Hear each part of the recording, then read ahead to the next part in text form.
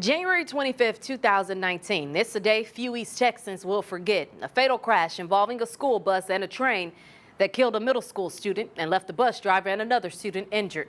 Tonight, we hear from a woman who survived a 2014 crash at Cream Level Road, that exact railroad crossing where the other accident actually took place.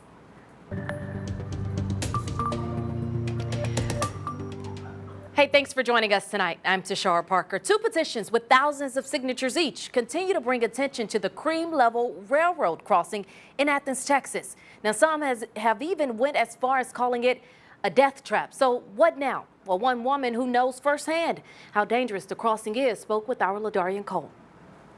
CBS 19 has reached out to members of the Bonilla and Torres families on several occasions. Understandably so, there's either been no response or no interest in being interviewed at this time. 78-year-old John Stevens, who now faces criminal charges related to this tragic accident, has been advised by his attorney not to speak to media.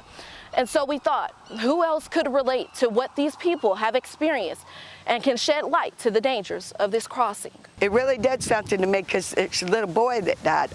Why didn't God take me? It's a thought Eva Lee has when thinking about the train collision that killed Athens ISD student Christopher Bonilla in January. I never heard the train, never seen the train until right there at the last. It went whoosh, you know, and I heard that honk and that whoosh, and then it hit me, bam. At the same crossing on October 24, 2014, Lee was heading home when she nearly made it across the tracks before her pickup truck was struck by a passing train. They said that it knocked me out of the pickup truck and set me over here on the side of the roads and broke 16 ribs, and it punctured my lung. Lee admits she didn't stop before crossing, but says she slowed down and looked both ways, but didn't see the train approaching. Partly, she says, because of trees blocking sight around the curve and the upward drive to cross the tracks. There's no guardrails, there's no lights, there's nothing. There was nothing here. I didn't see it. I don't think he would have seen it, you know. There is a blind spot in here.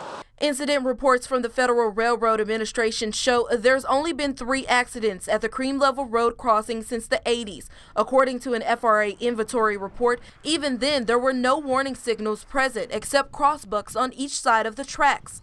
FRA records also show on average 8 trains pass through the crossing every day, traveling at 40 miles per hour, while the daily traffic count has increased to nearly 3,000 vehicles. But something to note, the inventory report doesn't list the Cream Level Road crossing as being used by school buses on a regular basis. It's just exactly like it was in 2014. That there's no railing, no lights, no nothing. According to the Athens Daily Review, in last Monday's City Council meeting, Police Chief Buddy Hill said the city is working with TxDOT and Union Pacific in pursuing ways to make improvements to the railroad crossing. But Chief Hill wouldn't discuss these improvements with CBS 19, and when I reached out to the city manager and mayor through email, both declined an interview about the matter. Now, I've inquired with TxDOT's Rail Division about where the Cream Level Road crossing lies on its priority list of high-risk crossings across the state.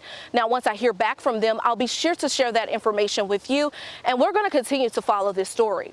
In Athens, Ladarian Cole, CBS 19. All right, thank you, Ladarian. Well, we're